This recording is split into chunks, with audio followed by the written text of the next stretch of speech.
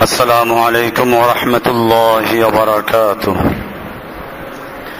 إن الحمد لله نحمده ونستعينه ونستغفره ونؤمن به ونتوكل عليه ونعوذ بالله من شرور أنفسنا ومن سيئات أعمالنا من يهده الله فلا مضل له ومن يضلله فلا هادي له وأشهد أن لا إله إلا الله وحده لا شريك له وأشهد أن محمدا عبده ورسوله صلى الله تعالى عليه وعلى آله وأصحابه أجمعين. আল্লাহ সুবহানাহু ওয়া তাআলার মহান দরবারে লাখো শুকরিয়া জ্ঞাপন করছি, যিনি আমাদেরকে সালাতুল জুমা আদায় করার পরে আবারও দিনের কিছু গুরুত্বপূর্ণ মাসাইল শিক্ষা করার জন্য বসার তৌফিক এনায়েত করেছেন। এজন্য বলি আলহামদুলিল্লাহ। আজকের আলোচ্য বিষয় হচ্ছে মান কাফারা মুসলিমান ফাকাদ কাফারা। যে ব্যক্তি কোনো মুসলিমকে কাফের বলে আখ্যায়িত করলো, সে নিজেই কাফের হয়ে গেল। এটা প্রথম আলোচ্য বিষয়। আমরা ইসলামের জন্য কাজ করব, এক্ষেত্রে সতর্কতা অবলম্বন করব যে কোনো মুসলিমকে যেন আমরা কাফের না বলি, আর অপরদিকে কোনো কাফেরকেও আমরা যেন মুসলিম না বলি। কোনো কাফেরকে মুসলিম বলা যাবে না, আর কোনো মুসলিমকেও কাফের বলা যাবে না। এই দুইটা অংশের প্রথম অংশ আমি এখন আলোচনা পেশ করছি। আল্লাহ রাসূল সাল্লাল্লাহু আলাইহি ওয়াসাল্লাম মুসলিম শরীফের সহিহ হাদিসে বর্ণিত হয়েছে, তিনি বলেন মান কাফারা মুসলিমান ফাকাদ কাফারা। যে ব্যক্তি কোনো মুসলিমকে কাফের বলে আখ্যায়িত করলো, কোন মুসলিমকে বলল যে তুমি কাফের বা হে কাফের, এরকম ডাক দিল, কোন মুসলিমকে কাফের বলে আখ্যায়িত করলে সে নিজেই কাফের হয়ে যায়। রাসূল আকরাম সাল্লাল্লাহু আলাইহি ওয়াসাল্লাম আরো ইরশাদ করেছেন, ইদা কাফফারার রাজুলু আখাহু ফাকাদ বাআ বিহা আহাদুহুমা। যখন কোন মুসলিম ব্যক্তি বা কোন ব্যক্তি তার অপর কোন ভাইকে, মুসলিম ভাইকে বলল ইয়া কাফের বা কাফের বলে সাব্যস্ত করলো, ফাকাদ বাআ বিহা আহাদুহুমা, তাহলে তাদের দুজনের কোন একজন অবশ্যই কাফের হয়ে যাবে। কোন মুসলিমকে যদি কেউ কাফের বলে আখ্যায়িত করে, তো তাহলে যাকে কাফের বলল সে যদি কাফের হওয়ার উপযুক্ত হয় তাহলে তো ঠিক আছে, আর যদি সে এই কাফের হওয়ার উপযুক্ত না হয় তাহলে কথাটা তার দিকে ফিরে আসবে যে বলল, অর্থাৎ যে বলল সে নিজে কাফের হয়ে যাবে। এ সম্পর্কে আরো একটা হাদিস রাসূল আকরাম সাল্লাল্লাহু আলাইহি ওয়াসাল্লাম ইরশাদ করেছেন, আইয়ুমা ইমরিইন ক্বালা লি আখিহি ইয়া কাফির। যে কোনো ব্যক্তি তার অপর কোনো ভাইকে এই বলে সম্বোধন করলো, ইয়া কাফের, ওই কাফের, এরকম ডাকলো, ফাকাদ বাআ বিহা আহাদুহুমা, তাহলে অবশ্যই এই কথার সাব্যস্ত কোন একজনের উপর হবে। ইন কানা কামা ক্বালা, সে যাকে কাফের বলল সে যদি সত্যি এই কাফের হওয়ার উপযুক্ত হয়ে থাকে তো ভালো কথা, ওয়া ইল্লা রাজাআত আলাইহি, আর যদি তা না হয় তাহলে যে বলল তার দিকে ফিরে আসবে।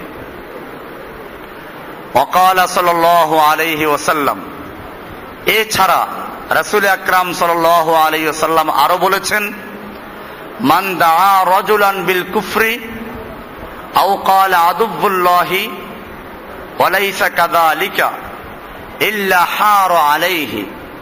যে ব্যক্তি কোন ব্যক্তিকে কাফের বলে ডাকলো অথবা তাকে বলল যে সে আদুবুল্লাহ, আল্লাহর দুশমন, কাউকে আল্লাহর দুশমন বলে ডাকলো, অথচ সে এরকম কাফেরও না আল্লাহর দুশমনও না, তাহলে ইল্লা হারা আলাইহি, যে বলল তার উপরে বিষয়টা ফিরে আসবে।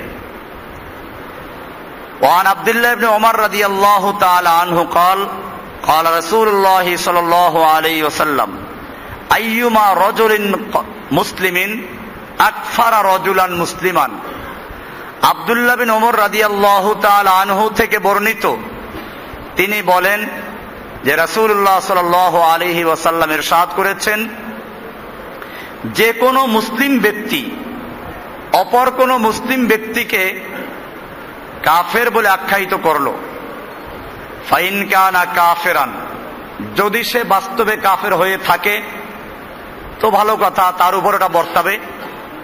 ওয়া ইল্লা কানা হুয়াল কাফের, নতুবা যে কাফের বলল সে নিজেই কাফের বলে সাব্যস্ত হবে। বুখারী মুসলিম সহ হাদিসের বিভিন্ন কিতাবে আছে, আবু দাউদ শরীফে আছে। এমনি ভাবে ইবনে হিব্বানের আরেকটা হাদিস আছে, আমিন রিওয়ায়াত আবি সাঈদ আল খুদরি রাদিয়াল্লাহু তাআলা আনহু, আবু সাঈদ খুদরি রাদিয়াল্লাহু তাআলা আনহু থেকে বর্ণিত, তিনি বলেন, قال رسول الله صلى الله عليه وسلم ما أكفر رجل رجلا إلا باء أحدهما بها। যখনই কোনো ব্যক্তি কোনো ব্যক্তিকে কাফের বলে আখ্যায়িত করে, তখন তাদের দুজনের কোনো একজন, যে বলল এবং যাকে বলা হলো, এই দুজনের কোনো একজন এর উপর এটা বর্তাবে। ইনকানা কাফেরান, যদি সে বাস্তবে কাফের হয়ে থাকে যাকে বলা হলো, তাহলে তো ঠিক আছে, তার উপরে গিয়ে পড়লো। আর যদি সেটা না হয়, ওয়াইল্লা কাফারা বিতাকফিরিহি, যদি যাকে বলা হলো সে বাস্তবে কাফের না হয়ে থাকে, তাহলে যে বলল সে নিজে এই তাকফির করার কারণে কাফের হয়ে গেল। এমনি ভাবে আরেকটা হাদিস, যেটা বাজ্জাজের হাদিস, আল্লাহ রাসূল সাল্লাল্লাহু আলাইহি ওয়াসাল্লাম বলছেন, ইদা ক্বালা আর-রাজুলু লিআখিহি ইয়া কাফির ফাহুয়া কাকতলিহি, যখন কোনো ব্যক্তি তার অপর কোনো ভাইকে বলল ইয়া কাফির, হে কাফির, ফাহুয়া কাকতলিহি, সেজন্য তাকে হত্যা করে ফেলল। তাহলে বোঝা গেল যে কোনো ব্যক্তিকে, কোনো মুসলিম ব্যক্তিকে কাফের বলা যাবে না। এখন কোন মুসলিম ব্যক্তিকে কাফের বলা হয় কেন? এটার চারটা কারণ থাকে। কোন ব্যক্তি যখন কোনো ব্যক্তিকে কাফের বলে ডাক দেয় বা কাফের বলে তাকফির করে, এর কয়টা কারণ হতে পারে? চারটা কারণ হতে পারে। আমরা এগুলো খুব খেয়াল করে শুনবো, যে আমরা দাওয়াতি কাজ করতে গিয়ে যেন এইসব ভুলগুলো না করি। এক নাম্বার হচ্ছে মুস্তাহিল্লুন মুকাজ্জিবুন লিহুকমিল্লাহি, যাকে তাকফির করা হলো, কাফের বলে আখ্যায়িত করা হলো। তাকফির মানে হচ্ছে কাউকে কাফের বলে ফাতোয়া দেওয়া, কাউকে কাফের বলে আখ্যায়িত করা, কাউকে কাফের বলে ঘোষণা করা। এটাকে আরবিতে বলে কি? তাকফির। আমাদের কিতাবুল আকায়েদে একটা চ্যাপ্টার আছে তাকফির, উসুলে তাকফির। তাকফির করা যায় কখন? তো কাফের আমরা কেন বলি? এক তো হচ্ছে মুস্তাহিল্লুন মুকাজ্জিবুন লিহুকমিল্লাহি, আল্লাহর কোন হুকুমকে কোন ব্যক্তি যদি কি করে, আল্লাহর বিধানকে মিথ্যা সাব্যস্ত করে, আল্লাহর কোন বিধানকে যদি কেউ হালাল মনে করে, তাহলে সে কাফের হয়ে যায়। এই কারণে তাকে তাকফির করা হয়। একজন লোক বলল, আপনি বললেন মদ হারাম, সে বলল আরে কিসের হারাম, এটা হালাল। আল্লাহ বললেন সুদ হারাম, সে বলল আরে কিসের সুদ হারাম, সুদ হালাল। সুদ খেলে কি হয়? সুদ তো ব্যবসার মতোই। এরকম কথা বলল। এরকম যদি কোনো ব্যক্তি, দেখুন আমরা যে কথা বলছি ভালো করে বুঝতে হবে, আমি এটা বলি নাই সুদ খাইলো সে কাফের হয়ে গেল। কি বললাম? আল্লাহ তাআলা সুদকে হারাম করেছেন, এই সুদটাকে যে হালাল বিশ্বাস করলো সে কি হয়ে গেল? আল্লাহ নামাজকে হালাল করেছেন, ফরজ করেছেন। যে ব্যক্তি বলল নামাজ না পড়লে কি হয়, কে ফরজ করেছে, এরকম আল্লাহর বিধানকে যে মিথ্যা সাব্যস্ত করলো সে কি? এক নাম্বার। 2 নাম্বার হচ্ছে ওয়াহাজিউন লাইবুন, উপহাস করে মজাক করে কোনো ব্যক্তি আল্লাহর বিধানকে তুচ্ছ তাচ্ছিল্য করলো, কৌতুক করে, তাহলে সেও কাফের হয়ে যায়। আর একটা হচ্ছে মুতাআব্বিলুন মুখতিউন, কোরআনে হাদিসের কোন আয়াতকে বা কোন হাদিসকে তাবিল করে ভুল ব্যাখ্যা করে সে গোমরাহ হয়েছে। এরকম কোন গোমরাহি এমন পর্যায়ে চলে গেল যাতে কাফের হয়ে যায়, এরকম ব্যক্তিকে কাফের বলল। আর একটা হচ্ছে মুজতাহিদুন মুখতিউন, ইজতিহাদকারী, ভুল করেছে, ইজতিহাদ করে, যেমন ফুকাহায়ে কেরামরা ইজতিহাদ করেছেন। আমরা এই বিষয়টা নিয়ে আসব। তাহলে 4টা কারণে মানুষকে তাকফির করে। আমরা দেখব এই 4টার কোন কোন কারণে কাউকে কাফের বলা যাবে, কাকে বলা যাবে না। প্রথম বিষয় যেটা, যে ব্যক্তি আল্লাহর কোন বিধানকে মিথ্যা সাব্যস্ত করে, আল্লাহর কোন বিধানকে, হালালকে হারাম, হারামকে হালাল বিশ্বাস করে, এই ব্যক্তিকে তাকফির করা হয়। এটা স্পষ্ট যে সে কাফের, এটা স্পষ্ট যে সে কাফের। আল্লাহর কোন বিধানকে যদি কোন ব্যক্তি অমান্য করে এবং সে আল্লাহর হারামকে হালাল আর আল্লাহর হালালকে হারাম বিশ্বাস করে, মুস্তাহিল আল মুকাজ্জিব লিহুকমিল্লাহ, আল্লাহর বিধানকে যে মিথ্যা সাব্যস্ত করে, সে ব্যক্তিকে যে তাকফির করা হয়, এতে কোনো দোষ নাই, নিশ্চয়ই সে ব্যক্তি কি? কাফের। এরপরে 2 নাম্বার হচ্ছে যাকে মুসলিমরা তাকফির করে আল্লাহর কোন বিধানকে উপহাস করার কারণে, তুচ্ছ তাচ্ছিল্য করার কারণে, আল্লাহর কোন বিধানকে কৌতুক করার কারণে, এ সম্পর্কেও এটা বাস্তব যে সে কাফের। কোরআনুল কারীম আল্লাহ তাআলা বলছেন, কুল আবিল্লাহি ওয়া আয়াতিহি ওয়া রাসূলিহি কুনতুম তাস্তাহজিউন, হে নবী আপনি বলুন তোমরা আল্লাহর সঙ্গে, আল্লাহর রাসূলের সঙ্গে, আল্লাহর আয়াতের সঙ্গে উপহাস করছো, মজাক করছো। লা তা'তাযিরু ক্বাদ কাফারতুম বাদা ঈমানিকুম, তোমরা কোনো ওযর পেশ করো না, তোমরা ঈমান আনার পরে কাফের হয়ে গেছো। কাফারতুম বাদা ঈমানিকুম, তোমরা ঈমান আনার পরে কি হয়ে গেছো? কাফের হয়ে গেছো। এটা নাজিল হয়েছিল মূলত আল্লাহর রাসূল সাল্লাল্লাহু আলাইহি সাল্লামের সঙ্গে একদল লোক যুদ্ধে গিয়েছিল। ফেরার সময় মদিনার কিছু মুনাফিকরা বলা বলি করতে লাগলো, আল্লাহর রাসূল সাল্লাল্লাহু আলাইহি সাল্লামকে নিয়ে সাহাবীদেরকে উপহাস করলো, আমাদের এই যে কারি সাহেবরা, মা রাইনা মিসলাকুর রাইনা হাউলা আরগাবু বুতুনান ওয়ালা আকযাবু আলসুনান ওয়ালা আজবুন ইনদাল লিকা, এই লোকগুলোর মতো পেটুক আর এই লোকগুলোর মতো মিথ্যাবাদী আর এই লোকগুলোর মতো কাপুরুষ আর দেখি নাই। মিথ্যাবাদী বলতে তারা বোঝাচ্ছে আল্লাহ আল্লাহ রসুল যে কথাগুলো বলেন এগুলো কি কবে কি সত্য হবে, এটা তারা বলল। আল্লাহ তাআলা আল্লাহ রাসূল সাল্লাল্লাহু আলাইহি সাল্লামকে জানিয়ে দিলেন ওহীর মাধ্যমে। এই লোকগুলো এসে বলল, না আমরা তো আসলে এগুলো বাস্তবে বলি নাই, আমরা রাতের বেলায় উটের গতি বৃদ্ধির জন্য কৌতুক করছিলাম, বাস্তবে আমরা এগুলো বলি নাই। আল্লাহ তাআলা আয়াত নাজিল করে দিলেন, কুল আবিল্লাহি ওয়া আয়াতিহি ওয়া রাসূলিহি কুনতুম তাস্তাহজিউন, হে নবী আপনি বলুন তোমরা আল্লাহর সঙ্গে, আল্লাহর আয়াতের সঙ্গে এবং আল্লাহর রাসূলের সঙ্গে উপহাস করছো। লা তা'তাযিরু, না তোমরা খবরদার ওযর পেশ করো না। ক্বাদ কাফারতুম বাদা ঈমানিকুম, তোমরা তোমাদের ঈমান আনার পরে কাফের হয়ে গেছো। তাহলে এখানে কাফের হয়ে গেল কিসের কারণে? আজকেও যদি কোনো ব্যক্তি আল্লাহর বিধান নিয়ে তুচ্ছ তাচ্ছিল্য করে, তাহলে সে মুসলমান না কাফের? তাকে তাকফির করা যাবে। দুইটা বিষয় পরিষ্কার হয়ে গেল। আল্লাহর বিধানকে যে মিথ্যা মনে করে, আল্লাহর হালালকে হারাম আর হারামকে হালাল বলে বিশ্বাস করে, সে ব্যক্তি কি? তাকে তাকফির করা যাবে। দুই নাম্বার বলা হলো কি, আল্লাহর কোন বিধানকে নিয়ে অথবা আল্লাহর আয়াতকে নিয়ে, আল্লাহকে নিয়ে, আল্লাহ রসুলকে নিয়ে উপহাস করে, মজাক করে, কৌতুক করে, তাকেও কি করা যাবে?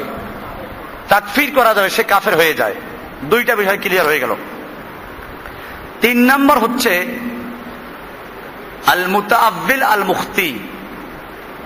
কোরআন বা হাদিসের কোন আয়াত বা হাদিসকে ভুল ব্যাখ্যা করার কারণে সে কুফরির মধ্যে লিপ্ত হয়ে গেছে।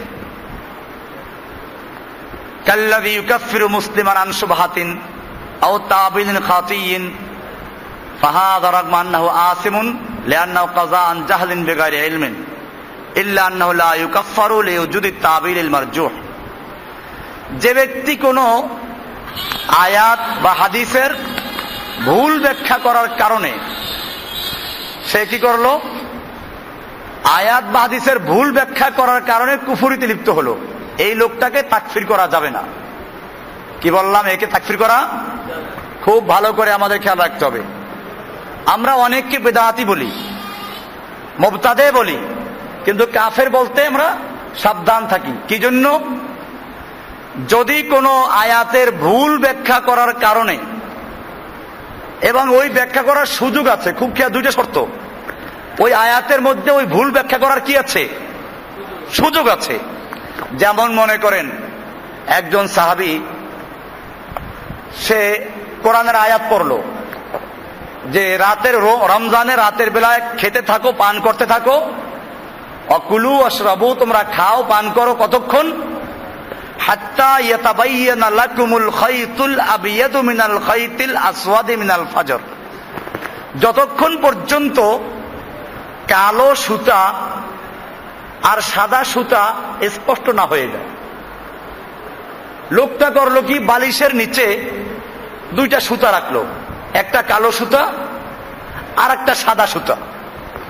এটা রেখে ভোর রাত্রে খেতে লাগলো, আর বালিশের দিকে তাকায় যে ওই যে কালো সুতাটা আর সাদা সুতাটা দুইটা আলাদা দেখা যায় কিনা।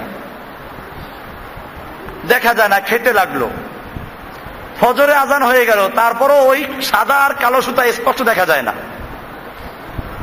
উনি আল্লাহ রাসূল সাল্লাল্লাহু আলাইহি সাল্লামকে জিজ্ঞেস করলেন, ইয়া রাসূলুল্লাহ, কোরআনে তো আল্লাহ তাআলা বলেছেন তোমরা খেতে থাকো, পান করতে থাকো, যতক্ষণ পর্যন্ত সাদা সুতা আর কালো সুতা, সাদা সুতা হাত্তা ইয়াতাবায়্যানা লাকুমুল খাইতুল আবিয়াদু মিনাল খাইতিল আসওয়াদি মিনাল ফাজর, সাদা সুতা কালো সুতার থেকে আলাদা দেখা যায়, এটা না দেখা পর্যন্ত খেতে থাকো। আমি তো খেতে রইলাম, কিন্তু তো সূর্য উদয় হয়ে গেছে, তারপরেও তো এটা দেখা যায় নাই। আল্লাহর রাসূল সাল্লাল্লাহু আলাইহি ওয়াসাল্লাম হেসে বললেন, তোমার বালিশ তো মাশাআল্লাহ খুব বড়, যে একেবারে সুবহে সাদেক আর রাত্র তুমি বালিশের তলে ঢুকেই দিয়েছো।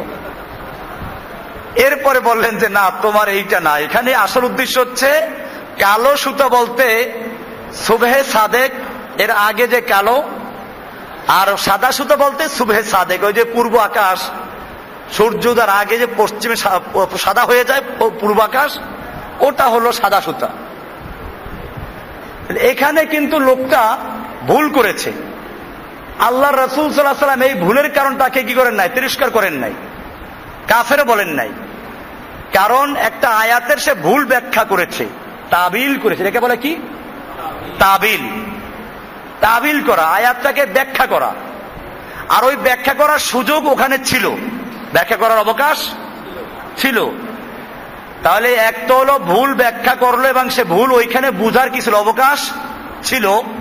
আল্লাহ রসুল ব্যাখ্যাও দেন নাই।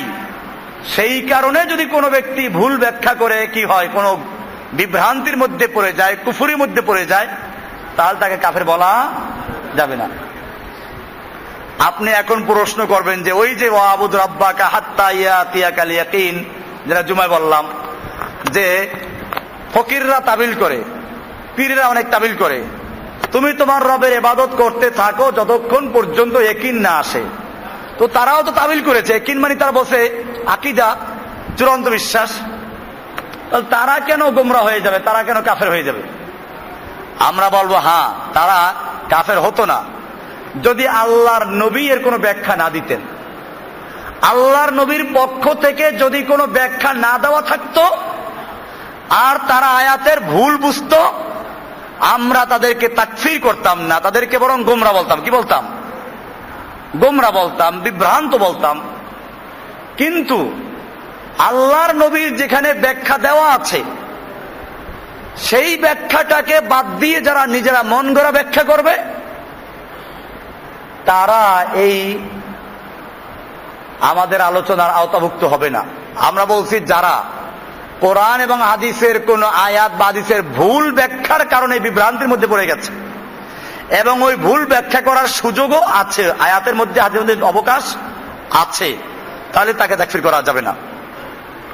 এক্ষেত্রে আমরা দেখব খাওয়ারেজরা আমাদের সমাজে অনেক আছে, আবার খুব পাইকারি কাফের বলে, এমনকি কোন বেদাত করলেও তাকে কাফের বলে। এটা আমরা পরিষ্কার বলে দেই খাওয়ারেজ আকীদা, এটা খাওয়ারেজদের আকীদা।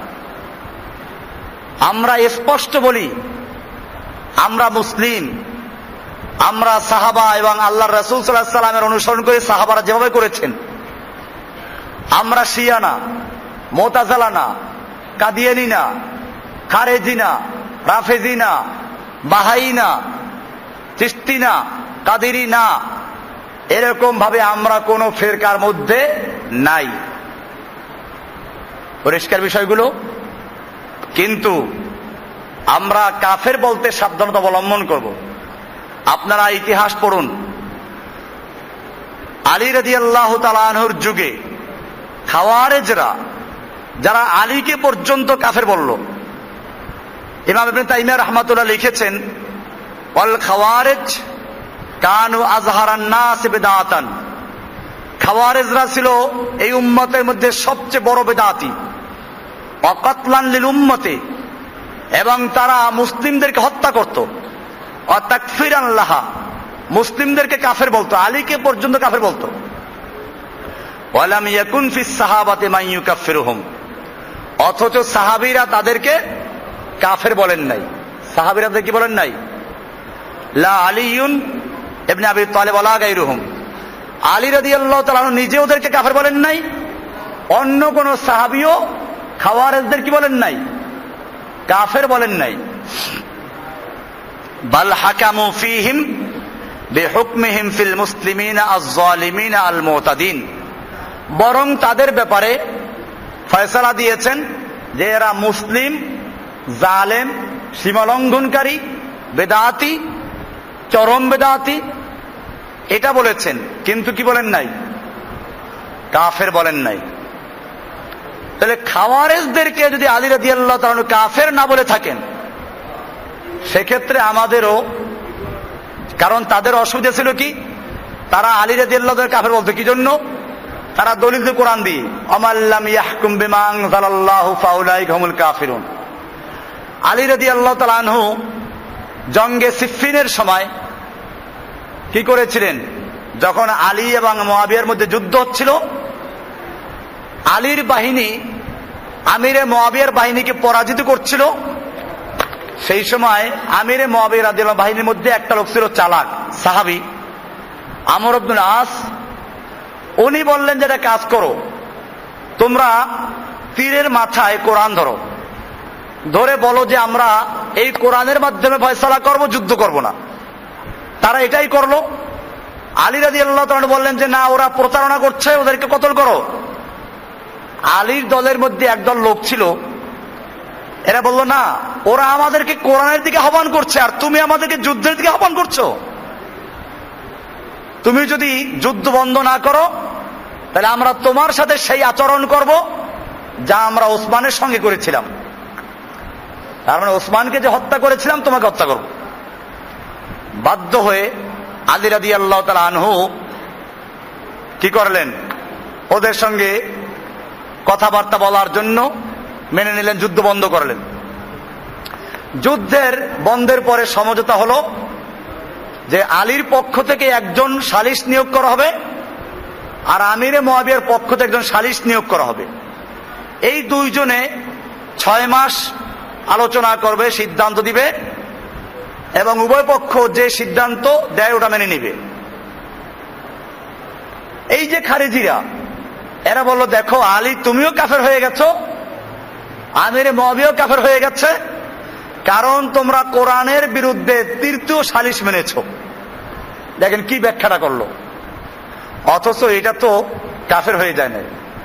কারণ সালিস বানানো, এই সালিসদেরকে দায়িত্ব দেওয়া হয়েছে যে এরা কোরআন সুন্নাহ মোতাবেক একটা সমাধানে আসবে, এটা কোরআন সুন্নাহর বাইরে না। তাছাড়া সালিস নিয়োগ করা যায়, বিয়ের মধ্যে আছে, স্বামী স্ত্রী যদি কোনোভাবে বোনাবুনি না হয় তাহলে কি করবে?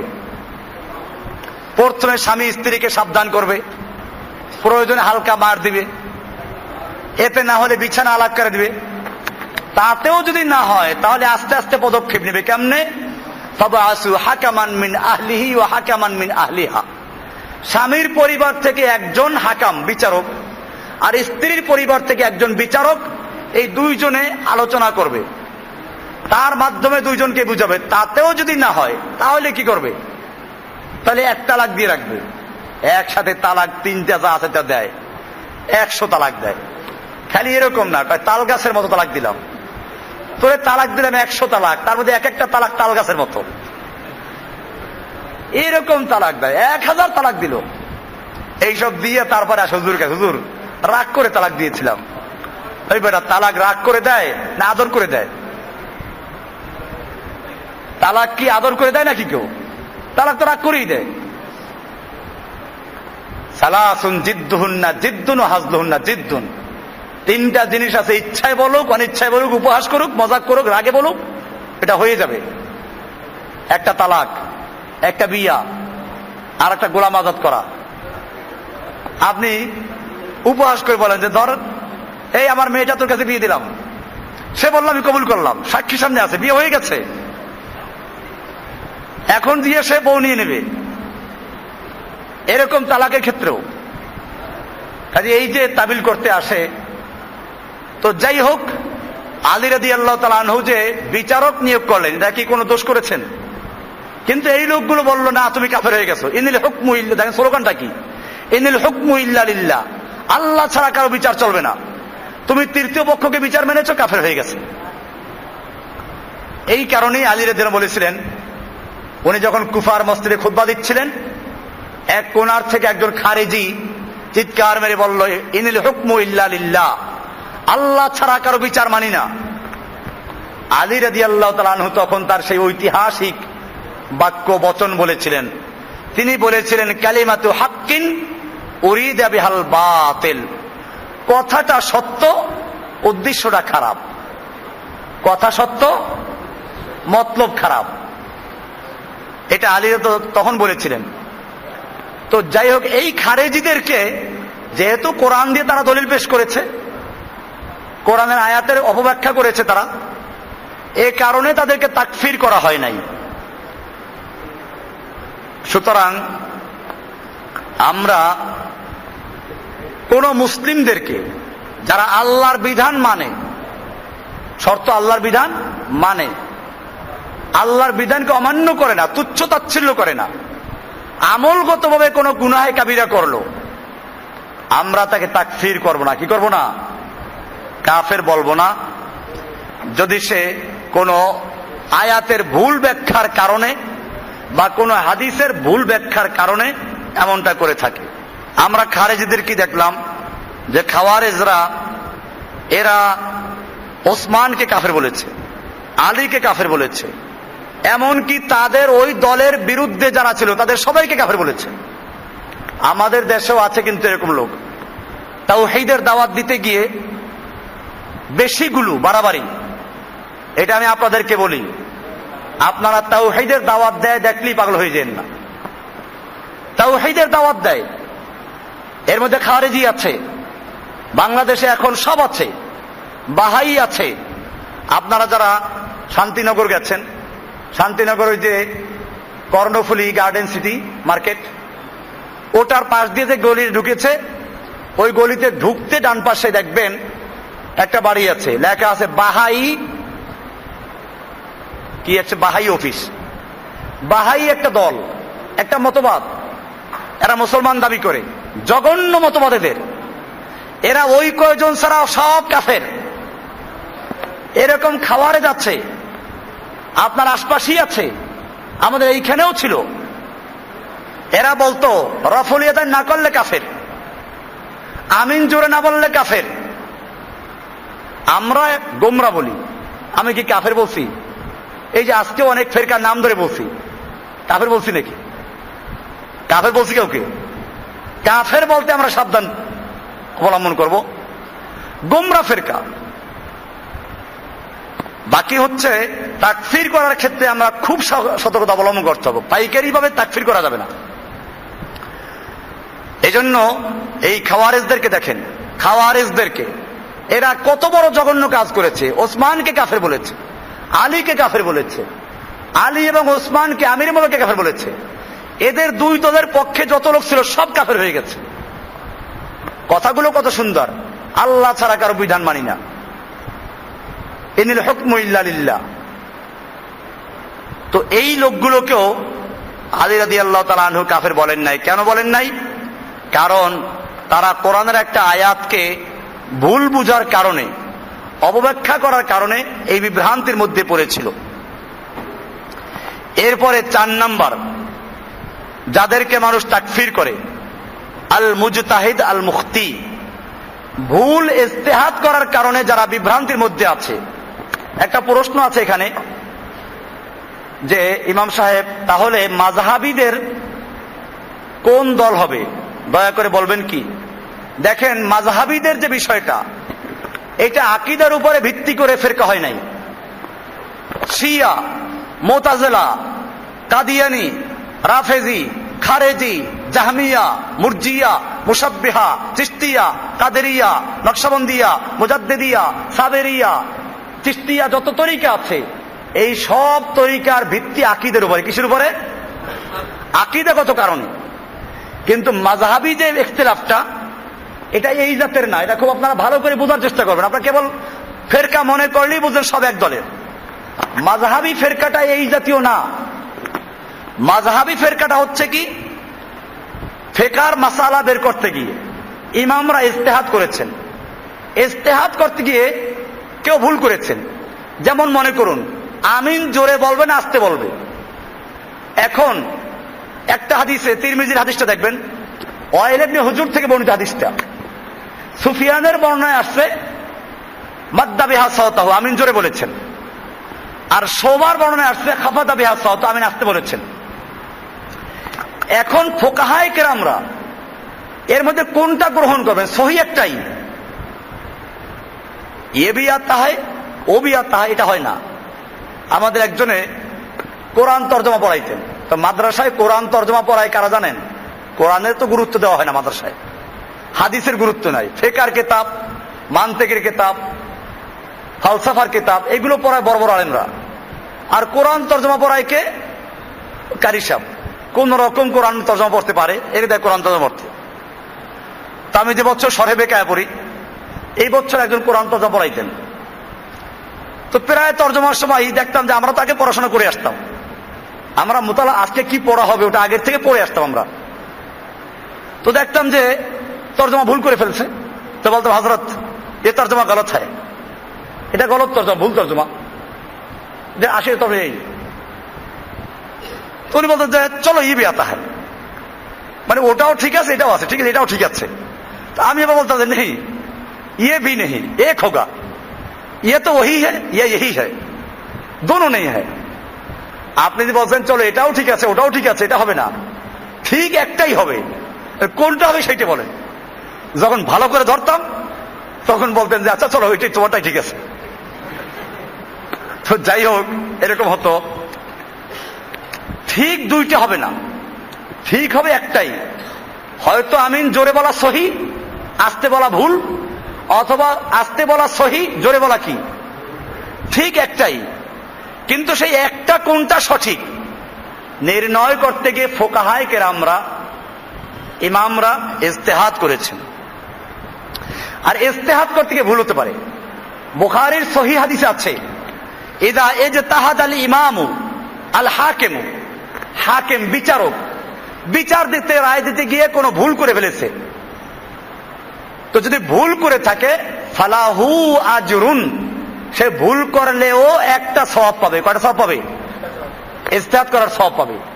ওয়াইদা ইজতাহাদা, আর যদি সে ইজতিহাদ করলো ফাআখতা কি আসাবা, সে সঠিক সিদ্ধান্ত নিতে পারলো, ফালাহু আজরানে, তার দুইটা আজর। কয়টা আজর? তাকে আল্লাহ তাআলা দুইটা সওয়াব দিবেন। কয়টা সওয়াব দিবেন? তাহলে ভুল করলেও সে একটা সওয়াব পাবে, সে কিন্তু গুনাহগার না। এই কারণে আমরা দেখি মুজতাহিদ ইমাম যারা ছিলেন, আবু হানিফা বলেন, শাফি, মালিক, আহমদ বিন হাম্বল, ইমাম জুহরি, ইমাম ইসহাক, ইমাম অনেক, ইমাম খালি চারজন না, অনেক ইমাম। প্রত্যেক ইমামরাই চেষ্টা করেছেন কোরআন হাদিসের থেকে সহিহ মাসলাকে বের করার জন্য। এরপরে তারা বলেছেন, প্রত্যেক ইমামের বক্তব্য আছে, ইমাম আবু হানিফার বক্তব্য আছে রাহিমাহুল্লাহ, উসুলে ইফতার যত কিতাব আছে প্রায় কিতাবই আছে। ইমাম সাহেব বলেছেন, ইযা সাহাল হাদিসু ফাহুয়া মাযহাবি, যখন কোন হাদিস সহিহ বলে প্রমাণিত হয় ওটাই আমার মাযহাব। ওটাই, তার মানে কি আমার নির্দিষ্ট কোনো মাযহাব নাই, হাদিস সহিহ যেটা হবে ওইটাই কি আমার মাযহাব, ওইটাই রাসূলের মাযহাব। উকুদ রাসমিল মুফতি, যারা বাংলাদেশ, ইন্ডিয়া, পাকিস্তানের সব হানাফি মাযহাবের যত দারুল ইফতা আছে প্রায় মাদ্রাসা পড়ানো হয়, এখানে লেখা আছে ইমাম আবু হানিফা রাহমাতুল্লাহ বলেছেন, লা ইয়াজুযু লিআহাদিন আন ইফতিয়া বিকাউলিনা, কোন আলেমের জন্য, কোন মুফতির জন্য বৈধ হবে না, জায়েজ হবে না আমাদের কথা দিয়ে ফতোয়া দেওয়া, যতক্ষণ না সে জানবে মিন আইনা আখাযনাহু, আমরা এটা কোত্থেকে গ্রহণ করলাম, কোরআন হাদিসের কোন দলিলের থেকে আমি গ্রহণ করলাম, এইটা না জানা পর্যন্ত কোন আলেমের জন্য, কোন মুফতির জন্য জায়েজ হবে না আমার কথা দিয়ে ফতোয়া দেওয়া। কে বলেছেন? এরকম সব ইমামরাই বলেছেন। তাহলে ইমামরা কি মাযহাব তৈরি করে গেছেন? ইমামরা কোন দল তৈরি করে গেছেন? ইমামরা কি বলে গেছেন যে আমরা ভুল বললেও তোমরা ওইটা কি ধরে রাখবে? না, ইমামরা সাধ্যমতো চেষ্টা করেছেন সহিহ জিনিসটাকে বলার জন্য। এরপরে আমাদেরকে বলে গেছেন, আমাদের এই কথাগুলো যদি কোরআন সুন্নাহ মোতাবেক সহিহ দলিল দ্বারা তোমরা সহিহ পাও মানো, সহিহ না পাইলে তোমরা কি করো না, মানবে না। যে কারণে আমরা বলি, আমরা ইমামদের বেলায় একই কথা বলবো, প্রত্যেক ইমামের কথা আমরা কোরআন হাদিস দিয়ে যাচাই করব। যাচাই করার পরে যদি ইমামের কথার সপক্ষে কোরআন বা হাদিসের সহিহ দলিল থাকে আমরা তাহলে মানবো, আর যদি সহিহ দলিলের বিপরীতে হয় আমরা কি করব? এবং এটা হানাফিয়ারাও, কোন, আমি বলি পরিষ্কার, আপনারা ভালো করে বুঝেন, আজকে কোন মাযহাবের লোকেরা একজন ইমামকে মানে না। যদি কেউ দাবি করে, আমি বলবো হয়তো সে নিজের মাযহাবকে বুঝে নাই, আর নইলে মিথ্যা বলে।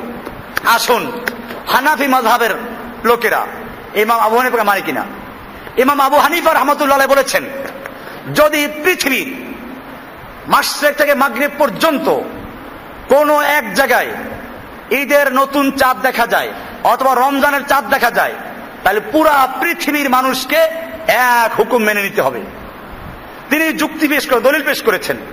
তিনি বলেছেন যে এটা যুক্তিসঙ্গত, কারণ হচ্ছে এই পৃথিবী কয়টা, চাঁদ কয়টা, কোরআন কয়টা, হাদিস কয়টা, নবীর উম্মত, নবী কয়জন?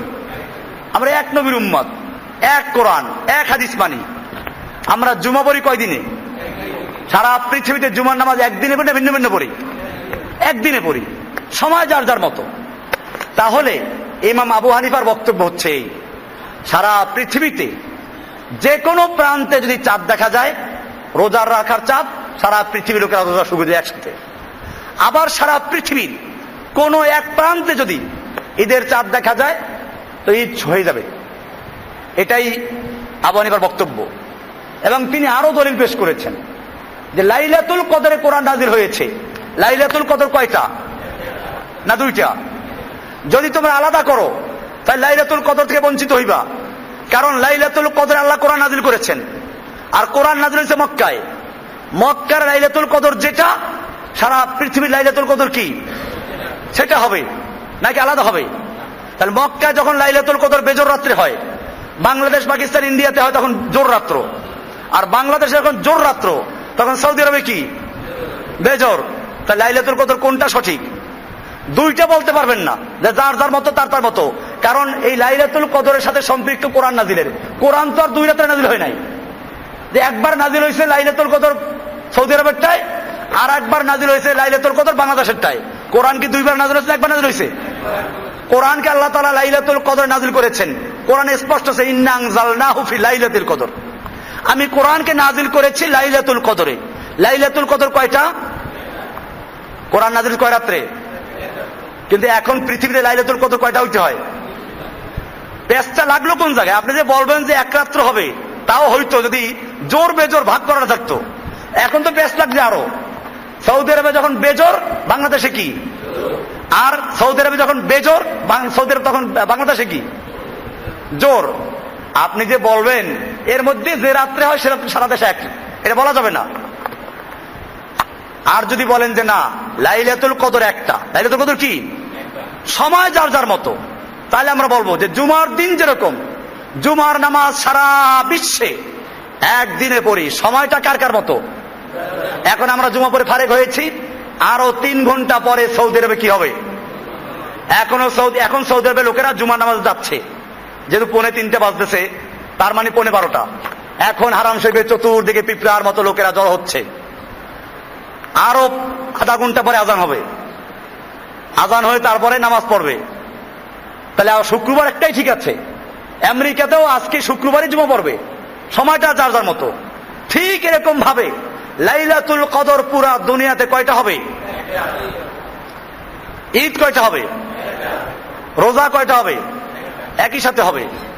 এই কথা বললে আমার দেশে আলেমরা কি বলে? আমরা তো নামাজ তো এক সময় পড়ি না। আমাদের কথা খেয়াল রাখবেন, নামাজ তো আমরা এক সময় পড়ি না, রোজা কেন একসাথে রাখবো? আমি বলি তোমার কথা দুই কারণে ভুল। এক হচ্ছে নামাজ আমরা এক সময় পড়ি না, ও রোজাও তো তুমি এক সময় রাখো না, এটা বলো না কেন? বাংলাদেশে কি সারা বাংলাদেশের এক কোনায় আর কোনায় একসাথে রোজা রাখে? একসাথে রোজা ভাঙ্গে? টাইমে ব্যস্ত আছে না? দিন একটা, টাইম কি?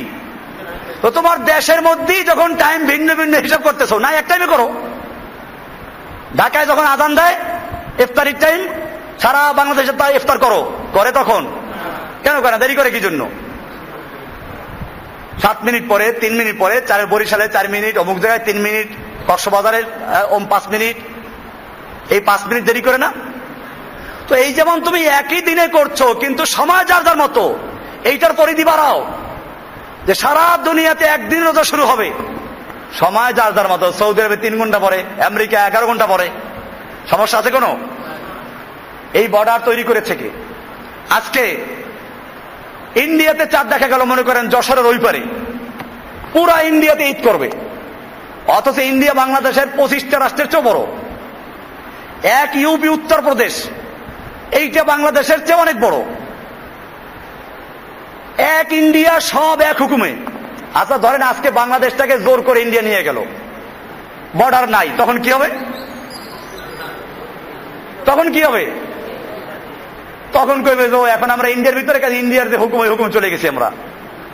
ইন্ডিয়ার বর্ডার, বাংলাদেশের বর্ডার, পাকিস্তানের বর্ডার, এইগুলো কি ইসলাম সাব্যস্ত করেছে?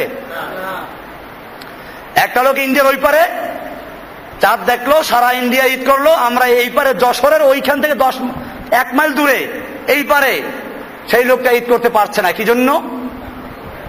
কারণ বাংলাদেশে চাঁদ দেখা যায় না। আর বাংলাদেশে যদি ওই যশোরের বর্ডারে কেউ চাঁদ দেখে, বাংলাদেশি বর্ডারে, তাহলে কক্সবাজার, চট্টগ্রাম, পার্বত্য অঞ্চলের লোকটা ঈদ করবে। কি জন্য? সে বাংলাদেশি। অথচ ওইখানের সাথে ওখানে পার্থক্য আছে না? তো ওরা যে আলাদা হুকুম করো, বাংলাদেশের ঢাকায় আলাদা হুকুম, চিটাগাঙ্গে আলাদা হুকুম, সিলেটে আলাদা হুকুম, প্রত্যেক এলাকায় চাঁদ দেখতে হবে। কারণ আল্লাহ রাসূল সাল্লাল্লাহু আলাইহি ওয়াসাল্লাম বলেছেন, সুমু লিরুয়াতিহি ওয়া আফতিরু লিরুয়াতিহি, তোমরা চাঁদ দেখে রোজা রাখো আর চাঁদ দেখে রোজা ছাড়ো। তোমরা চাঁদ দেখো।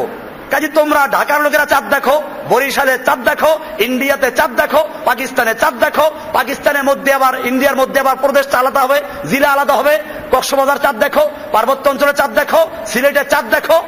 কেন? আল্লাহ রাসূল বলেছেন চাঁদ দেখে রোজা রাখো, চাঁদ দেখে রোজা ছাড়ো। খবরদার চাঁদ না দেখে রোজা রাখতে পারবি না। আপনারা কয়জনে চাঁদ দেখছেন এবার? তো চাঁদ দেখে রোজা রাখেন নাই, চাঁদ দেখে রোজা ছাড়েন নাই, কাজে একটা রোজা হয় নাই নাকি? কোন ফোকাহারা এটা বলেছেন?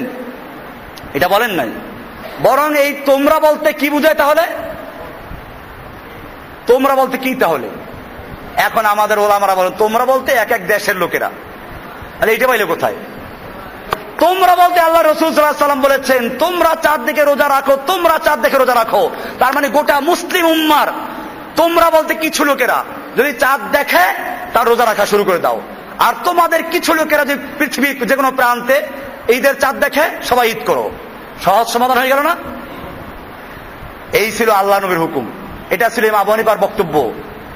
আমি বলছিলাম আবু হানিফার বক্তব্য এইটা, এবং এটাই যুক্তিসঙ্গত। এটা হলে মুসলিম উম্মার মধ্যে আর 3 দিন ঈদ করা লাগে না। মুসলিম উম্মা অনেক দিন বঞ্চিত হয় না। আজকে যখনই আমরা বলি যে সারা দুনিয়াতে রোজা হবে একদিনে, ঈদ হবে একদিনে, তখন লোকেরা বলে তাহলে নামাজ তো আমরা এক সময় পড়ি না। আমি উত্তর দিলাম কি, যে নামাজ যেমন তুমি এক সময় পড়ো না, তোমার দেশে বসেও কি তুমি রোজা এক সময় রাখো এক সময় ছাড়ো? সময় যার যার মতো। আসল বিষয়টা হচ্ছে লোকগুলো জানে না, নামাজের সম্পর্ক হচ্ছে সূর্যের সাথে, আর রোজা ঈদের সম্পর্ক চাঁদের সাথে। আরো স্পষ্ট, দিন এবং তারিখ নির্ধারণ হয় চাঁদের মাধ্যমে, সময় নির্ধারণ হয় সূর্যের মাধ্যমে। আসুন, নামাজ রোজার সময়টা সম্পর্ক কার সাথে? নামাজ এবং রোজার সময়ের সম্পর্ক হচ্ছে সূর্যের সাথে। কেমনে দলিল নেন? আল্লাহ রাসূল সাল্লাল্লাহু আলাইহি ওয়াসাল্লাম যখন নামাজ শিক্ষা দিলেন, ফজরের নামাজ কোন সময় হবে? সুবে সাদেক, মানে সূর্যের কিরণ যখন পৃথিবীর বুকে চলে আসে তখন থেকে শুরু হয়ে সূর্য ডুবার উদয়ের আগ পর্যন্ত ফজরের নামাজের সম্পর্ক কার সাথে? সূর্যের সাথে। জোহরের নামাজ কখন হবে? সূর্য যখন পশ্চিমবঙ্গে ঢলে পড়বে তখন থেকে শুরু করে সূর্যের আলো যখন 1 মেসাল চলে যাবে তখন। কার সাথে সম্পর্ক? আসরের নামাজ শুরু কখন হবে? ওই 1 মেসালের পরের থেকে 2 মেসাল পর্যন্ত, ডুবার আগ পর্যন্ত। আসরের নামাজের সম্পর্ক কার সাথে? মাগরিবের নামাজের টাইম কখন হবে? সূর্য ডুবার পরের থেকে। এশার নামাজের টাইম কখন হবে? সূর্যের আলো যখন কি হয়ে যাবে? ডুবে যাবে। পশ্চিম আকাশের যখন কি হবে? হ্যাঁ, ওই যে আভা যখন ডুবে যাবে। তাহলে বুঝে গেল নামাজের গোটা ওয়াক্তের সম্পর্ক কার সাথে? এবারে রোজার সময়ের সম্পর্ক কার সাথে দেখেন।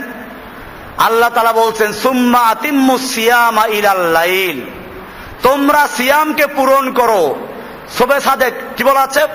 কুলু ওয়াশরাবু, তোমরা খাও এবং পান করো, হাত্তা ইয়াতাবায়্যানা লাকুমুল খাইতুল আবিয়াদু মিনাল খাইতিল আসওয়াদি মিনাল ফজর, অর্থাৎ ফজর ওই যে সুবে সাদেক হওয়ার আগ পর্যন্ত এইখান থেকে তোমরা রোজা শুরু করো। সুম্মা আতিম্মুস সিয়াম, রোজা পূর্ণ করো কোন পর্যন্ত? ইলাল লাইল, রাত পর্যন্ত। তাহলে বুঝা গেল রোজার সময়ের সম্পর্ক কার সাথে? সূর্যের সাথে। আর দিন এবং তারিখের সম্পর্ক কার সাথে? চাঁদের সাথে। বিষয়টা ক্লিয়ার? তার মানে হচ্ছে তারিখ হবে পুরা দুনিয়াতে একটা। কয়টা? ইংরেজি তারিখ কয়টা হয়? বাংলা তারিখ কয়টা? তাহলে মুসলমানদের আরবি তারিখ কয়টা হবে? আচ্ছা, তারপরও যদি মানতে রাজি না হন তাহলে এবারে আমি আসব। এই যে আরবি তারিখটার নাম কি বলে? হিজরি সন। আরবি তারিখের নামটা কি? হিজরি সন। হিজরত করেছিলাম কি বাংলাদেশের লোকেরা, সেই জন্য হিজরি সন হয়েছে? আমাদের নেতারা বা বাংলাদেশের জাতির জনক হিজরত করে পাকিস্তান গিয়েছিলেন যেদিন, সেদিন থেকে হিজরি সন গণনা শুরু হয়েছে। বিষয়টা এমন। অথবা জাতির ঘোষক, জনক বললে আবার ঘোষক না বললে আর কেউ না খুশ হইতে পারে।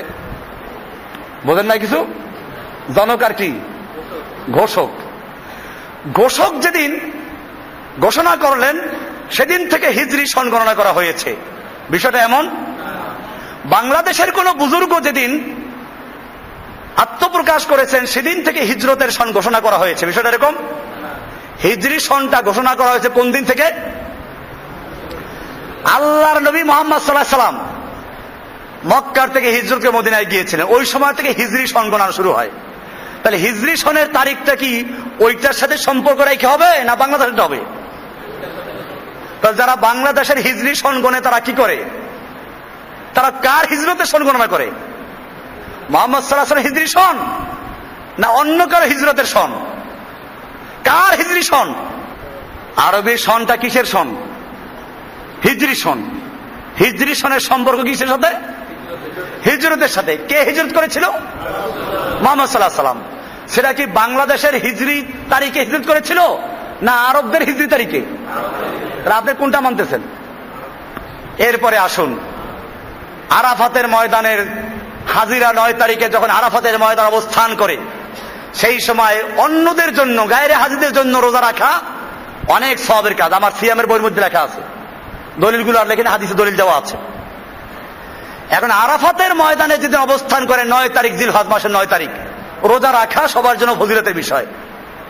এখন বাংলাদেশের মানুষেরা কোন দেশের 9 তারিখে রোজা রাখবে? সৌদি আরবের জিলহজ মাসের 9 তারিখে না বাংলাদেশের জিলহজ মাসের 9 তারিখে?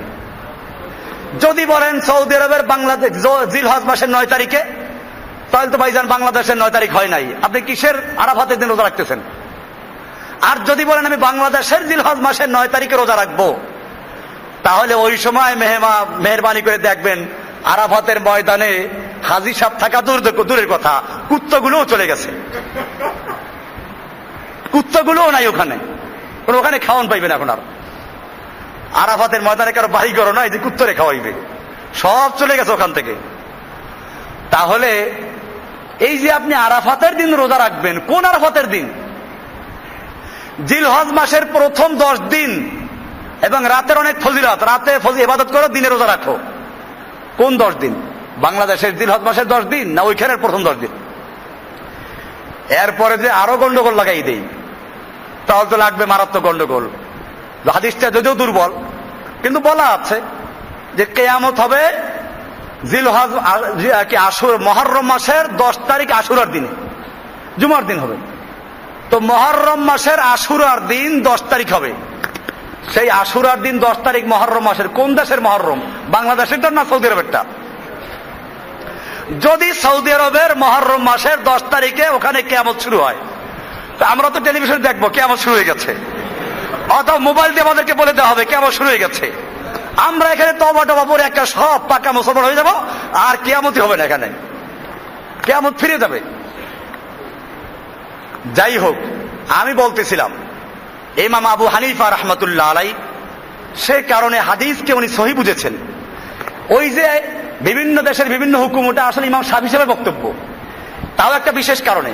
ইমাম শাফি রাহমাতুল্লাহ আলাইহি উনি বলেছেন যে আসল বিষয়টা হচ্ছে, যদি এখন বলি সারা দুনিয়া এক হুকুমে চলবে, আগের যদি খবর পৌঁছানো সম্ভব ছিল না। এইখানে চাঁদ দেখা গেল, আমি খবর পৌঁছাতে পারলাম না, তাহলে তারা কি করবে? এই জন্য উনি বলেছেন একটা দ্রুতগামী ঘোড়ায় চড়ে সারা দিনে যে পর্যন্ত পৌঁছানো সম্ভব ওই পর্যন্ত লোকদের জন্য এক হুকুম। তাহলে বোঝা গেল এটা একটা ভিন্ন ব্যাপার ছিল, খবর পৌঁছানো যায় না বিধায় আমরা বলি ধন্যবাদ। সেজন্য খবর না পৌঁছাতে পারলে তারা ঈদ করবে কেমনে, রোজা রাখবে কেমনে? ঠিকই ছিল, কিন্তু এখন কি আর সেই সমস্যা আছে? এখন পুরা দুনিয়া বলা হয় একটা গ্লোবাল ভিলেজ। তো যখন একটা দুনিয়া একটা মুঠের মধ্যে চলে আসলো, এখন খবর পৌঁছাইতে আর কোনো সমস্যা নাই। তাহলে কেন আমরা সারা দুনিয়ার মানুষেরা ভিন্ন ভিন্ন চাঁদ দেখার ফতোয়া দিব? তাহলে তো বাংলাদেশের মধ্যেও এক হুকুম চলবে না, কারণ সময়ের ব্যবধান এখানেও আছে, এখানেও সময়ের ব্যবধান আছে। ঢাকায় এক সময়, চট্টগ্রাম আর এক সময়, খুলনা আর এক সময়, সিলেটে আর এক সময়। এই জন্য প্রত্যেক এলাকার লোকদের আলাদা আলাদা চাঁদ দেখে ঈদ করা উচিত। তা কি করে? যাই হোক, আবু হানিফা রাহমাতুল্লাহ ফতোয়া দিলেন সারা দুনিয়া চলবে এক হুকুমে। এটা মানা হয় না, হানাফিয়ারাও এটা মানে না।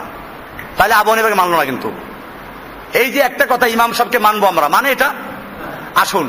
দ্বিতীয় নাম্বার, ইমাম আবু হানিফা রাহমাতুল্লাহর বক্তব্য হচ্ছে কারো যদি জমি বেশি থাকে তো বর্গা জমি দেয় না, কৃষকদেরকে চাষ করতে দেয়, ফসল যা হবে অর্ধেক জমিওয়ালার, অর্ধেক কৃষকের, বা 3 ভাগের 1 ভাগ কৃষকের, 2 ভাগ জমিওয়ালার। এই যে ফসল উৎপন্ন হবে যা তার একটা নির্দিষ্ট পরিমাণ ভাগে জমি চাষ করতে দেওয়া হয়, বর্গা চাষ। ইমাম আবু হানিফা রাহমাতুল্লাহ আলাইহি বলেন যেটা জায়েজ নাই। এটা কি নাই? জায়েজ নাই। কেন জায়েজ নাই? তোমার জমি বেশি আছে, পারলে চাষ করো নিজে লোকজন রাইখা, আর না পারলে গরিবকে এমনি দিয়ে দাও, ওরা তোমাকে চাষ করে অর্ধেক দিবে তা হবে না। কিন্তু পরবর্তীতে ইমাম আবু হানিফার শিষ্যরা আবু ইউসুফ মোহাম্মদ বলছেন যে না, এটা জায়েজ আছে, প্রয়োজন আছে, না হইলে কেমন মানুষ সমস্যায় পড়ে যাবে, জায়েজ করে দিল। আবু হানিফাকে মানলো? এখানে মানে নাই। ইমাম আবু হানিফা বলেছেন যদি কোনো ব্যক্তি সূরা ফাতিহা ভালো করে পড়তে না পারে তাহলে ফার্সিতে তর্জমা বললে চলবে। তো ও সময় ছিল ওখানে ফার্সি, আমরা বলতে পারি বাংলায়। তাহলে বাংলায় আমি দাঁড়াইয়া, বা যে ভালো করে সূরা ফাতিহা পড়তে পারেন আরবিতে, সে বলবে প্রশংসা সবই কেবল তোমারই। নজরুলের কবিতা আছে না, সূরা ফাতিহার অনুবাদ, এইটা পড়ে দিল, নামাজ হয়ে যাবে। অথচ হানাফি মাযহাব অনুযায়ী নামাজ হবে না। এটা কি আবু হানিফার মত মানা হলো? এইরকম ভাবে অনেক বিষয় আছে যেখানে আবু হানিফার মতকে হানাফিয়ারাও মানে নাই। ইমাম আবু হানিফা বলেছেন নবী যে তমর, খেজুর ভিজানো পানি দিয়ে উযু করা যায়। কেউ যদি পিওর পানি না পায়, খেজুর ভিজানো পানি আছে, আর ওরা খেজুর ভিজিয়ে রাখতো, তো খেজুর ভিজাইলে আবার বেশি ভিজাইলে পরে ঝাঁ করতো, আস্তে আস্তে ওরা মদ হইয়ে দিত। তো এই খেজুর ভিজানো পানি খাইলে খুব ভালো লাগে, মিষ্টি লাগে গরমের সময়। তো আবু হানিফার বক্তব্য হচ্ছে যে যদি ভালো পানি না পাওয়া যায় তো খেজুর ভিজানো পানি দিয়ে উযু করা যায়, নবী যে তমর। এটা হাদিসের খুব এটা একটা খুব উল্লেখযোগ্য মাসলা। অথচ হানাফি মাযহাবের ফতোয়া এটার উপরে না। তাহলে আমি অনেকগুলো দেখাবো যে ইমাম আবু হানিফা রাহমাতুল্লাহ আলাইহি যেটা বলেছেন হানাফিরা ওইটাকে মানে না, বরং সেক্ষেত্রে মানে আবু ইউসুফের বক্তব্য, নাহলে মোহাম্মদের বক্তব্য, নাহলে জুফারের বক্তব্য। আমি বলি যদি তোমরা আবু হানিফার কথা কোরআন সুন্নাহ মোতাবেক সহিহ অথবা বর্তমান সময়ের সঙ্গে সামঞ্জস্যশীল নয় বলে বাতিল করে আবু ইউসুফের কথা মানতে পারো, মোহাম্মদের কথা মানতে পারো, তাহলে আমি বলবো এক্ষেত্রে যদি আবু হানিফার কোনো কথা সহিহ মনে না করায়, কেউ শাফি সাহেবের কথা মানলো, কেউ মালিকের কথা মানলো, কেউ ইসহাকের কথা মানলো, কেউ ইমাম বুখারীর কথা মানলো, কেউ মুসলিমের কথা মানলো, কেউ ইবনে শাহাব জুহরির কথা মানলো, কেউ আরেকজনের কথা মানলো, অসুবিধা আছে কিছু? কোরআন সুন্নাহ মোতাবেক যারটাকে সহিহ পাবো তারটা কি করব? এখন ক্লিয়ার? এই হিসাবে যারা ইজতিহাদ করেছেন কোন ফেরকা তৈরি করা যাবে না। হানাফি, শাফি, হাম্বলি মাযহাব, কোন মাযহাব এটা সাপোর্ট করা যাবে না, দল তৈরি করা যাবে না। আবু হানিফা রাহমাতুল্লাহ নিজেও বলেন না আমার নামে একটা মাযহাব তৈরি করো। আবু হানিফা নিজে কি কোন মাযহাবের ছিলেন? কোন মাযহাবের ছিলেন? কারণ তার নামের উপরে মাযহাব তৈরি করা হয়েছে, উনি তো মাযহাব তৈরি করেন নাই। ইমাম শাফি সাহেব কোন মাযহাবের ছিলেন? ইমাম মালিক রাহমাতুল্লাহ কোন মাযহাবের ছিলেন? ইমাম আহমদ বিন হাম্বল কোন মাযহাবের ছিলেন? ওনারা যেই মাযহাবের ছিলেন আমরা সেই মাযহাবের লোক, মানে মুসলিম। মানে কি? আমরা ইমাম আবু হানিফাকে শ্রদ্ধা করি। খুব খেয়াল রাখবেন, আমি এটা আমাদের ভাইদেরকে পরিষ্কার বলি, আপনারা খুব না বুঝে বাড়াবাড়ি করেন। ইমাম আবু হানিফার কোনো দোষ নাই, কারণ যে লোকটা ইজতিহাদ করে গেছেন, যে লোকটা তারপরে বলেছেন যে আমরা যা বললাম আমাদের কথা যদি কোরআন সুন্নাহ মোতাবেক হয় পালন করো, কোরআন সুন্নাহ মোতাবেক না হলে ফারমুহা বিহাযিহিল জিদার, তোমরা আমাদের কথা ওই দেওয়ালে ছুঁড়ে মারো। যে লোকটা এত স্পষ্ট বলে দিল ইযা সাহহাল হাদিস ফাহুয়া মাযহাবি, যখন কোন হাদিস সহিহ বলে প্রমাণিত হবে ওটাই আমার মাযহাব। যে লোকটা এত বলল যে লা ইয়াজুযু লিআহাদিন আন ইফতিয়া বিকাউলিনা হাত্তা ইয়ালামা মিন আইনা আখাযনাহু, কোন মুফতির জন্য জায়েজ হবে না, বৈধ হবে না আমার কথা দিয়ে ফতোয়া দেওয়া যতক্ষণ না সে জানবে আমি কোরআন হাদিসের কোন সূত্র থেকে এটা গ্রহণ করেছি। এরপর আমরা তাদের দোষ দিব? দোষ তো তাদের যারা টেনে হেচড়ে মুচড়াইয়া দুমড়াইয়া ঘুরাইয়া ফিরাইয়া যেমনি হোক মাযহাবের মধ্যে আনতেই হবে, মাসলাক সাবিত কর নাহি বনেগা। আমাদের এই ভারতবর্ষের মুসলমানদের অবস্থা কি? আমি এটাকে বলি একটা দেশীয় গাছগাছরায় তৈরি একটা ভেষজ হালুয়া। এটা কি? শক্তিবর্ধক হালুয়া, হাব্বে মোকাব্বি। আগের যুগে ধনী লোকেরা কি করত? বউ থাকতো 10-12টা, তো এইগুলো রাখার জন্য আবার একটা শক্তিবর্ধক হালুয়া খাইতো। কি করত বোঝেন নাই? হাব্বে মোকাব্বি। এখনো গিয়ে দেখবেন ওই যে হাকিমি দাওয়াখানায় দেখবেন এখন হাব্বে মোকাব্বি, বিভিন্ন ভেষজ গাছগাছরা লতা পাতা দিয়ে তৈরি করে। তো আমাদের এই দেশের মুসলমানরা যে ইসলাম পালন করে এটা কেমন খেয়াল করেন। এই দেশের মুসলমানদেরকে আপনারা জানেন না, যারা জানে তাদের কিছু মাযহাব হলো হানাফি, কিন্তু তরিকা কিন্তু হানাফি না। তরিকা কি? তরিকা চিশতি, কাদরি, নকশবন্দি, মুজাদ্দিদি, সাবেরি।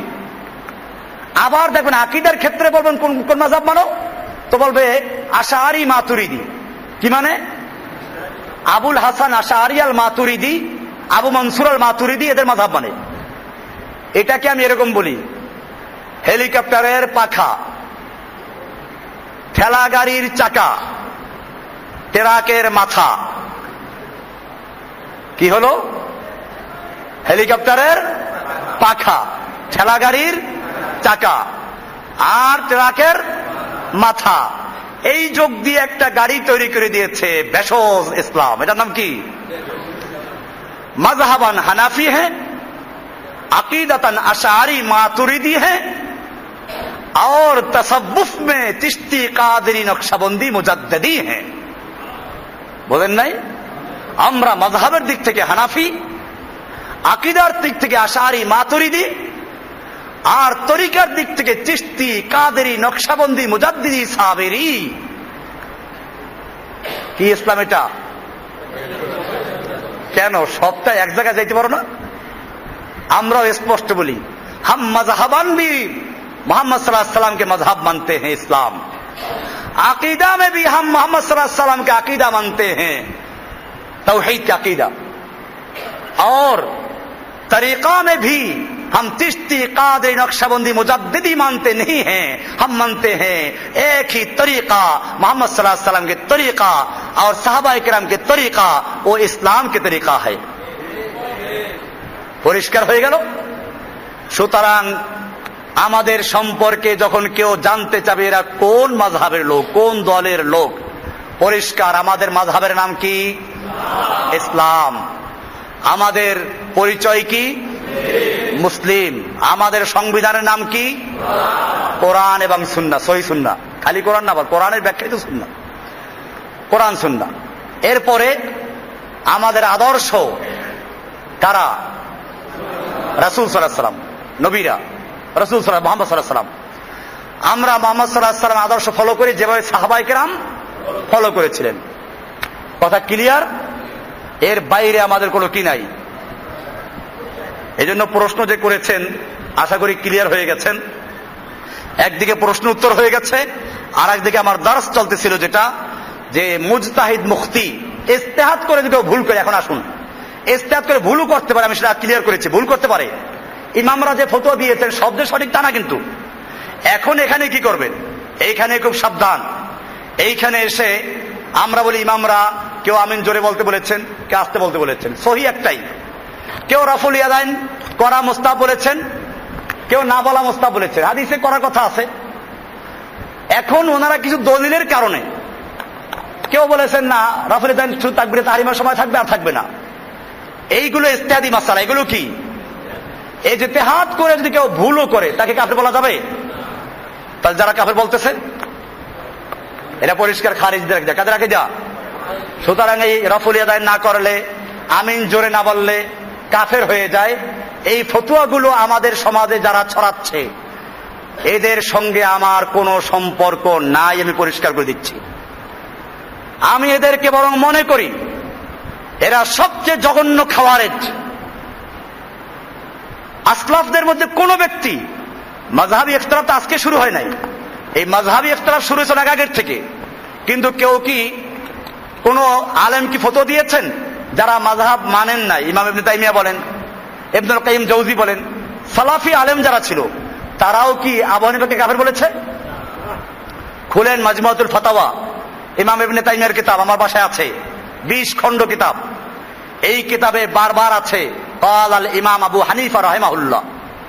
ইমাম আবু হানিফা রাহমাতুল্লাহ আলাইহি বলেছেন, ইমাম ইবনুল কাইয়্যিম জাওজির কিতাব ইলামুল মুওয়াক্কিঈন, সেখানে তিনি পরিষ্কার বারবার উল্লেখ করেছেন ইমাম আবু হানিফা রাহিমাহুল্লাহ, ইমাম শাফি রাহিমাহুল্লাহ, ইমাম মালিক রাহিমাহুল্লাহ শ্রদ্ধার সঙ্গে উল্লেখ করেছেন, আমরা আইম্মা মুজতাহিদিনদেরকে যারা ইজতিহাদ করে মাসলা ইস্তেমবাদ করেছেন তাদেরকে শ্রদ্ধা করি।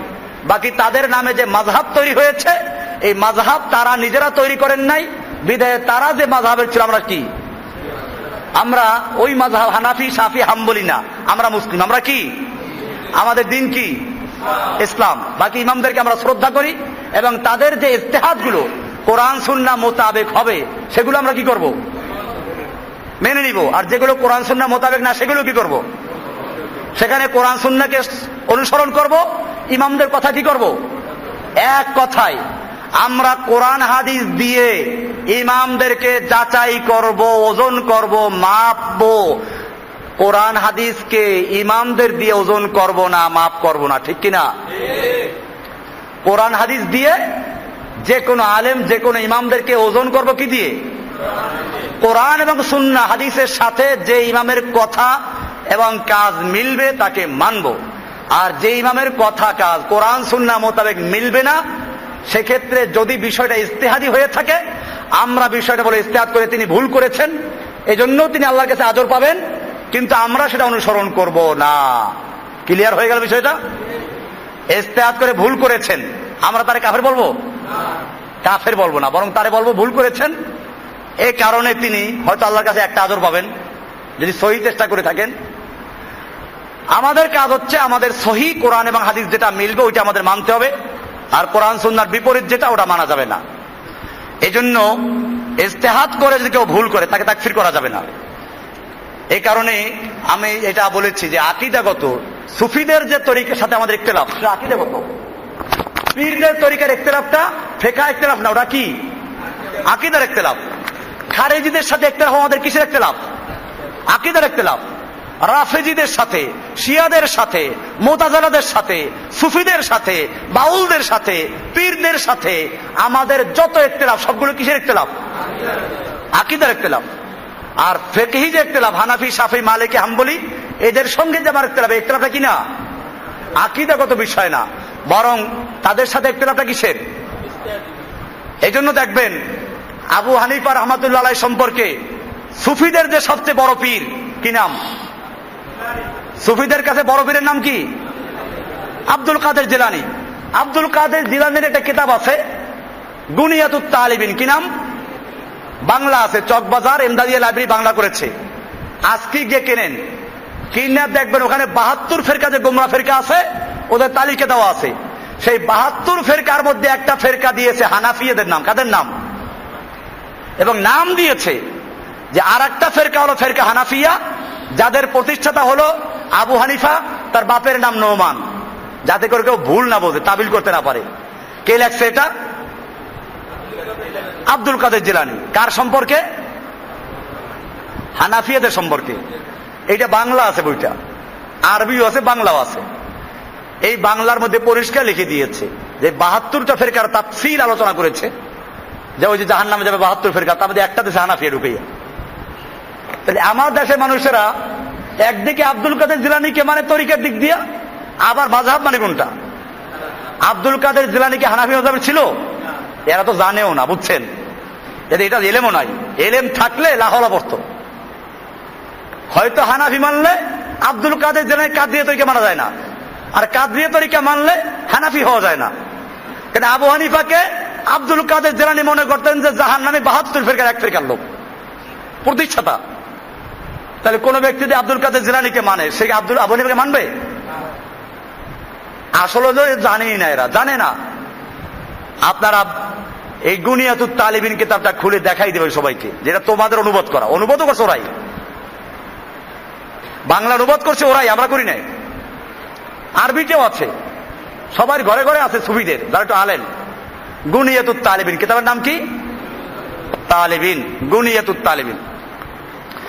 যাই হোক, আমরা আবু হানিফাকে একেবারে জাহান্নামী ফেরকা মনে করি না, কোন ইমাম কি না।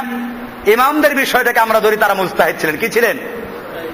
আইম্মায়ে মুজতাহিদ ইজতিহাদ করেছেন। হ্যাঁ, তাদের নামে লোকেরা বাড়াবাড়ি করেছে। ফতুয়ায় স্বামী একটা আছে মাশাআল্লাহ, সেইখানে ইমাম আবু হানিফার ফজিলত লিখতে গিয়ে ফতুয়ায় স্বামী হানাফি মাযহাবের একটা গুরুত্বপূর্ণ বইয়ের নাম, অনেক খণ্ড, এবং ফতুয়ায় স্বামীতে আছে বললে একেবারে ঠান্ডা হয়ে যায়। এই ফতুয়ায় স্বামীর প্রথম খণ্ডে লেখা আছে ইমাম আবু হানিফা রাহমাতুল্লাহ আলাইহি আল্লাহ তাআলাকে 99 বার স্বপ্নে দেখেছেন। আচ্ছা, ভালো কথা, দেখছেন, অসুবিধা নাই। এরপরে তিনি মনে মনে চিন্তা করলেন, যদি এরপরে 100তম বার সেঞ্চুরি করতে পারতাম আর কি, যে 100 বার দেখতে পারতাম, তাহলে আল্লাহর কাছে জিজ্ঞেস করতাম যে পরকালে কেমনে নাজাত পাওয়া যাবে। এই চিন্তা করতে করতে ঘুমাই পড়লেন। রাতের বেলায় স্বপ্নে দেখেন তিনি কাবা শরীফের মধ্যে অবস্থান করছেন। কোথায়? নাটক আর কি, স্বপ্নের গুরুত্ব বুঝে এরকমই লিখতে হয়। তিনি কাবার মধ্যে শুয়ে আছেন। এই সময় তিনি দেখেন আল্লাহ তাআলাকে সবচেয়ে ভালো সুরত দেখেছেন। তখন আল্লাহকে জিজ্ঞেস করলেন যে আল্লাহ, আমরা নাজাত পাবো কি করে? তখন আল্লাহ তাআলা একটা দোয়া শিখাই দেয়। সে দোয়াটা লম্বা দোয়া আছে, ওই ফতুয়া স্বামীর প্রথম খণ্ডে আছে। ওই দোয়াটা পড়লে নাজাত পাওয়া যাবে। এখন আমি জিজ্ঞেস করতে চাই, এই যে দোয়াটা পড়লে নাজাত পাওয়া যাবে, এর আগে আল্লাহর রাসূল সাল্লাল্লাহু আলাইহি ওয়াসাল্লাম তাহলে কি সমাধান দিয়ে যান নাই? তাহলে ইসলাম মোকাম্মাল হয় নাই? তাহলে আল্লাহ তাআলা নাউযুবিল্লাহ কোরআনে বলেছেন আল-ইয়াওমা আকমালতু লাকুম দীনাকুম, এটা ভুল বলছেন নাউযুবিল্লাহ। আল্লাহ বলছেন আজকে তোমাদের জন্য তোমাদের দিনকে মোকাম্মাল করে দিয়েছি। আর এখানে আবু হানিফার স্বপ্নের মাধ্যমে কি হচ্ছে? দিন মোকাম্মাল হচ্ছে। আল্লাহর নবী সাল্লাল্লাহু আলাইহি সাল্লাম পরিষ্কার হাদিসে আছে, সাহাবীরা জিজ্ঞেস করেছেন ইয়া রাসূলুল্লাহ মান নাজাত, আমরা কি করে নাজাত পাবো, কি করলে নাজাত পাবো? আল্লাহর রাসূল সাল্লাল্লাহু আলাইহি সাল্লাম পরিষ্কার বলেছেন আল কালিমাতুল্লাতি আরাজতুহা আলা আম্মি, আমি আমার চাচার কাছে যে কালেমাটা উপস্থাপন করেছিলাম, তার মানে কি আশহাদু আল্লা ইলাহা ইল্লাল্লাহ, এইটা যে সাক্ষী দেবে সেই জান্নাতে চলে যাবে। তাহলে এটা আল্লাহ রাসূল বলে গেছেন না? তো এরপরে আবার কি একটা দোয়া পড়লে জান্নাত যাওয়া যাবে না, কোন বিষয় আছে নাকি? তাহলে এগুলো কি? এই জন্য আমরা বলি এইরকম যত আজগুবি কাহিনী ইমামদের নামে তৈরি করা হয়েছে আমরা সেগুলো মানি না, সোজা কথা। ইমাম আবু হানিফা রাহমাতুল্লাহ আলাইহি এশার নামাজ উযু দিয়ে ফজরের নামাজ পড়েছেন 40 বছর পর্যন্ত। আমি বলবো যে আমি তাকে দেখিও নাই, জানি নাই, শুনিও নাই, সহি কোনো সনদও নাই, সনদ তাকে দেখতাম যাচাই বাছাই করে। কিন্তু আল্লাহর নবী সাল্লাল্লাহু আলাইহি ওয়াসাল্লাম কি 40 বছর এশার নামাজ উযু দিয়ে কি ফজর পড়েছেন? কোন দলিল আছে? কোন সাহাবীর এরকম রওয়ায়াত আছে? তাহলে কি হবে? এই যে কাহিনীগুলো তৈরি করেছে লোকেরা, আমরা এগুলো সম্পর্কে কোরআন হাদিসের সাথে মিলেই দেখব, সোজা কথা। আমরা কোন ইমামকে মানতে গিয়ে গুলু করবো না, বাড়াবাড়ি নাই, কোন ছাড়াছাড়ির মধ্যে নাই। আমরা প্রত্যেকটা আলেমকে, ইমামকে একজন শিক্ষক, একজন ওস্তাদের মতো মনে করি। এখন কোরআন হাদিস আমরা পড়ি যাদের কাছে, তারা যদি কোরআন সুন্নাহর বাইরে কথা বলে মানবো? ঠিক এরকম আমরা ইমাম আবু হানিফা বলেন, শাফি বলেন, মালিক বলেন, আহমদ বিন হাম্বল বলেন, ইমাম বুখারী বলেন, মুসলিম বলেন, তিরমিজি, নাসাই, ইবনে কাসির, ইবনে মাজাহ, এরকম ভাবে আবু দাউদ, আরো যত মুহাদ্দিস, মুফাক্কির, মুহাদ্দিস, ফুকাহা যত আছে সবাইকে আমরা ধরবো উস্তাদ। কি ধরবো? কোরআন সুন্নাহ মোতাবেক যতটুকু সহি অতটুকু মানবো। সেটা ওনাদের মানার কারণে না, বরং কাকে মানার কারণে? আল্লাহ এবং আল্লাহর রাসূলকে মানার কারণে। কথা ক্লিয়ার? ওনাদেরকে না। আর ওনাদের যে কথাগুলো কোরআন সুন্নাহ মোতাবেক মিলবে না তা মানবো না, কারণ আমরা মানি কাকে?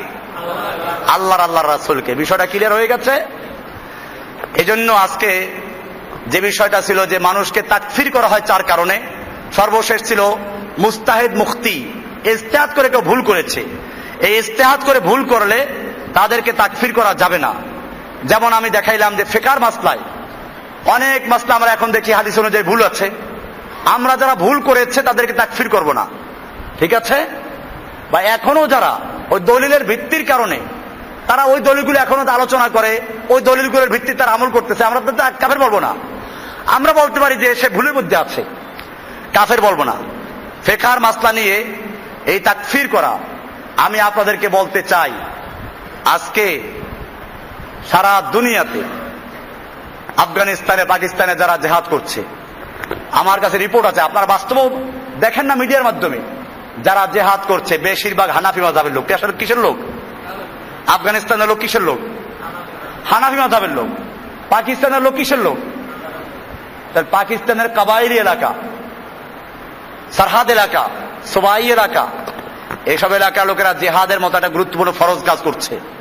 তারা কোন মাযহাবের লোক? কাজে হানাফি মাযহাব সব পাইকারি কাফের বলে দিল না, আমরা এটা করব না।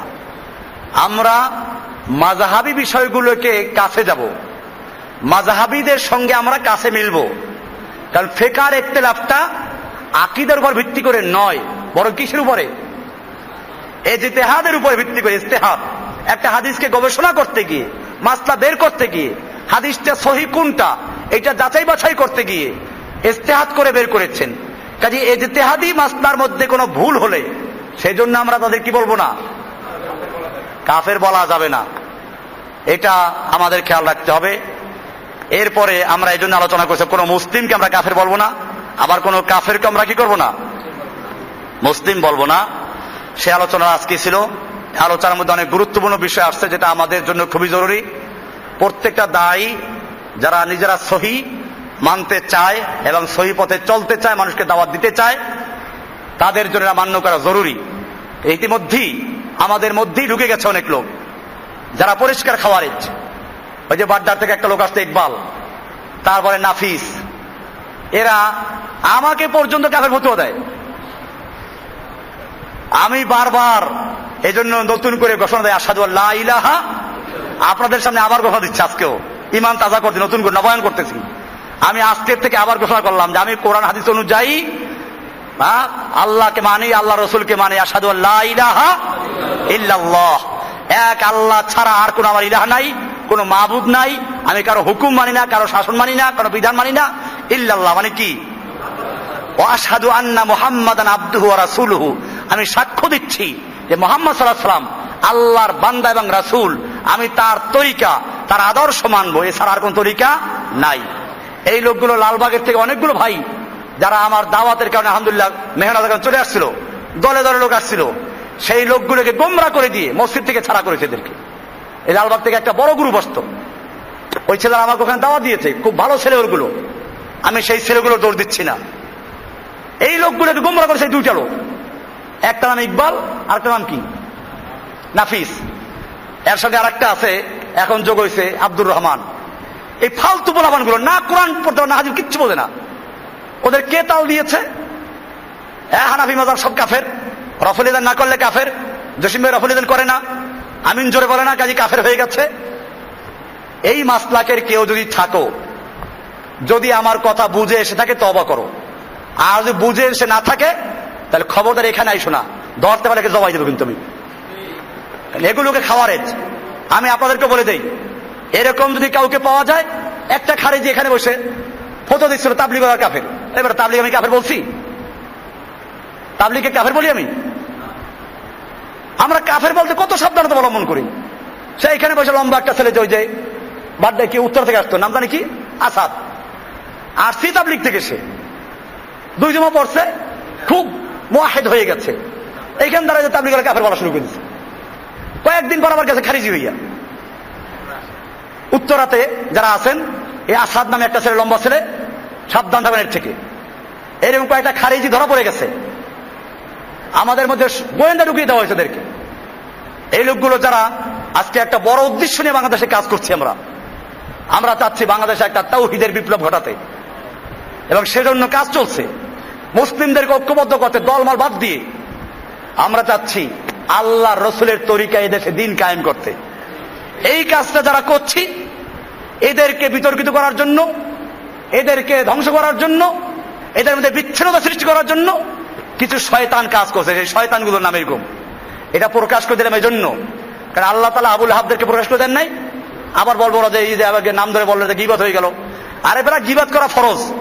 যদি কারো দ্বারা ইসলামের ক্ষতি হয়, তো তাদের নাম উল্লেখ করে দেওয়াটা কি? তাব্বাত ইয়াদা আবুল আহাব, আবুল আহাবের নাম উল্লেখ করা আছে না? তাব্বাত ইয়াদা আবিল আহাব। কেন আল্লাহ আবুল আহাবের নাম উল্লেখ করেছে কি জন্য? এটা আবুল আহাবের জীবদ্দশায়। এটা কি আল্লাহ তাআলা নাউযুবিল্লাহ গীবত করেন নাই? আল্লাহ তাআলা শয়তানের বিরুদ্ধে আলোচনা করেন নাই? ইবলিসের বিরুদ্ধে আলোচনা করেন নাই? নমরুদের বিরুদ্ধে, হামানের বিরুদ্ধে, ফেরাউনের বিরুদ্ধে আলোচনা করেন নাই? তাহলে বোঝা গেল ইসলামের ক্ষতি করে যারা ভিতর থেকে, এই লোকগুলোর ভণ্ডামি, তাদের মুখোশ উন্মোচন করে দেওয়া প্রত্যেকটা মুওয়াহিদ ইমামের দায়িত্ব। আমরা সে দায়িত্ব পালন করছি। আপনাদেরকে পরিষ্কার জানিয়ে দিলাম, আপনারা আমার এই দাওয়াত সব জায়গায় ছড়াই দেবেন। এই খাওয়ারেজ গুলোকে যেখানে পাও সেখানে থেকে শায়েস্তা করা জরুরি। আমরা ইসলামের দাওয়াত দিতে গিয়ে না বাড়াবাড়ির মধ্যে যাব, না সারাসারির মধ্যে যাব। ফিকহি মাসলা নিয়ে আমরা কোনো সময় কাউকে তাকফির করতে যাব না। রফল ইয়াদান না করলে কাফের, আমিন জোরে না বললে কাফের। এই সালাফিদের মধ্যেও কিছু লোক আছে, আমি পরিষ্কার বলে দিই আজকে, এই বাংলাদেশে অনেক তাওহীদের দাওয়াত দেয়, বা সৌদি আরবে আছে, সৌদি আরব থেকে পড়াশোনা করে যারা এসেছে মদিনার থেকে, এরকম বড় বড় ইউনিভার্সিটি লেকচার আছে, টেলিভিশনে ভাষণ দেয়, এরা তাওহীদের দাওয়াত দেয়। সেই তাওহীদ কোন পর্যন্ত জানেন? ওদের তাওহীদ মানে হলো কবর পূজা শিরিক, মাজার পূজা শিরিক, পীর পূজা শিরিক, এই পর্যন্ত শিরিক শেষ। যখন বলবেন যে যারা শাসকরা, মুসলিম দেশের শাসকরা যারা আল্লাহর আইন বাতিল করে, নিজেরা সার্বভৌম ক্ষমতা দাবি করে, আল্লাহর আইন পরিবর্তন করে, তারা কি কেন না দেশের আইন মানে ফরজ, দেশের আইন মানে বড় কি ফরজ। ওই বেটা দেশের আইন মানে ফরজ পাইছে কই? যারা আল্লাহর আইন বদলাইলো, আল্লাহর আইন বাতিল করলো, যে মুসলিম দেশের শাসকরা, তারা কি মুসলমান না কাফের? এরা উপহাস করে, এরা মুসলিমদেরকে হত্যা করে, যারা ইসলাম কায়েম করতে চায় তাদেরকে জেলে ঢুকিয়ে দেয়, এরা কাফেরদের হাতে মুসলমানদেরকে তুলে দেয়। এরপরেও এরা কি? এরা কাফেরদেরকে এনে নিজের দেশে বসায়। সৌদি আরবের সরকার কি করছে? জেদ্দায়, দাম্মামে, রিয়াদে, সব জায়গায় আমেরিকাকে বসাই দিয়েছে পাহারাদারি করার জন্য। তো যাদের সবচেয়ে ঘনিষ্ঠ বন্ধু কারা? কাফেররা, আমেরিকা, ইহুদি, খ্রিস্টানরা। এরকম এই দেশগুলোতে আছে, যতগুলো মুসলিম দেশ আছে সবগুলো শাসক কারা এখন? শাসকের আইন মানা ফরজ। কোন শাসক? বেটা যে শাসক কোরআন আর হাদিস দিয়ে দেশ চালায়, ওই শাসকের আইন মানা কি? ওই শাসকদের সম্পর্কে বলা হয় তারা যখন পিঠে কোরআন মারে তারপরও তার বিরোধিতা করো না। আর যেই শাসকরা কোরআন এবং সুন্নাহ মোতাবেক দেশ পরিচালনা করে না, বরং কোরআনের আইন বাতিল করে, তারা তাদের দস্তুর, তাদের সংবিধানে পরিষ্কার লেখা আছে যে এই যে যারা আল্লাহর আইনকে বাতিল করে দিল, আল্লাহর আইনকে মিটাইয়ে দিল, এবং তাদের সংবিধানের সাথে সাংঘর্ষিক যেটা ওইখানে আল্লাহরটা বাতিল, সংবিধান ঠিক। এমনকি যদি সংবিধানের বিরুদ্ধে বলে তাহলে বলে রাষ্ট্রদ্রোহী। ওই বেটা, তোর সংবিধানের বিরুদ্ধে কথা বললে যদি রাষ্ট্রদ্রোহী হয়, আল্লাহর দেওয়া সংবিধানের বিরুদ্ধে বললে তাকে কি বলবো আমরা? আল্লাহদ্রোহী। তাহলে যারা আল্লাহদ্রোহী হয়ে গেল, তুই তাদেরকে হেফাজত করার জন্য যারা আল্লাহর কথা বলে তাদেরকে বলি রাষ্ট্রদ্রোহী। এই লোকগুলো কত বড় গোমরা আমি জানি না। আল্লাহ তাআলা একদল লোক সম্পর্কে বলেছেন, মাসালুল্লাযীনা হুম্মিলুত তাওরাতা কামাসালিল হিমার, যাদেরকে তাওরাত দেওয়া হয়েছিল ওরা হেমারের মতো, গাধার মতো। হেমার মানে কি? গাধার পিঠে যদি কোরআন শরীফ আর হাদিস শরীফ সব মিলিয়ে বহন করা হয়, বিজ্ঞানের বই চাপাই দেওয়া হয়, গাধায় কোনো জ্ঞান অর্জন করতে পারবে? ওর পিঠে ওই আলুর বস্তা দেওয়া যে কথা, আর কোরআন হাদিস আর বিজ্ঞানের বইয়ের বস্তা দেওয়া কি? ঠিক এরকম ভাবে এই আলেমগুলোকে আল্লাহ তাআলা কোরআনের ইলম দিয়েছিলেন, হাদিসের ইলম দিয়েছিলেন, যে মানুষকে তারা তাওহীদের দাওয়াত দিবে, জিহাদের দাওয়াত দিবে, শিরকের বিরুদ্ধে দাওয়াত দিবে। এই লোকগুলো কি করলো? শাসকদেরকে বাঁচাবার জন্য দুনিয়ার শাসকদের পা চাটাই গোলামি করে তারা বলে যে শাসকদের আইন মানা ফরজ। অথচ শাসকরা রাস্তার মোড়ে মোড়ে মূর্তি বানাচ্ছে, এরপরে তাদের আইন মানা যদি ফরজ হয়, তাহলে শাসকরা আইন করে দিয়েছে 21শে ফেব্রুয়ারি মূর্তির সামনে নগ্ন পায়ে যেতে হবে, ফুল চড়াতে হবে, মূর্তির সামনে নীরবে 1 মিনিট দাঁড়াতে হবে, করো গিয়া ফরজ, শাসকের আইন।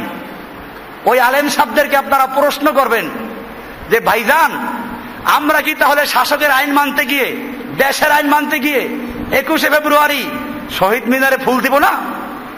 মূর্তির সামনে গিয়ে আমরা নীরবে দাঁড়াবো না? আমরা কি ওখানে গিয়ে নগ্ন পায়ে হাঁটবো না? আমরা কি দেশের আইন মানতে গিয়ে পহেলা বৈশাখ আমরা কি করব? পান্তা ভাত খেতে যাব না? মেয়েদের হাতে পান্তা ভাত খাবো না? আমরা কি দেশের আইন মানতে গিয়ে নেতা নেত্রীদের সাথে একসাথে বসবো না? জিজ্ঞেস করুন এদেরকে।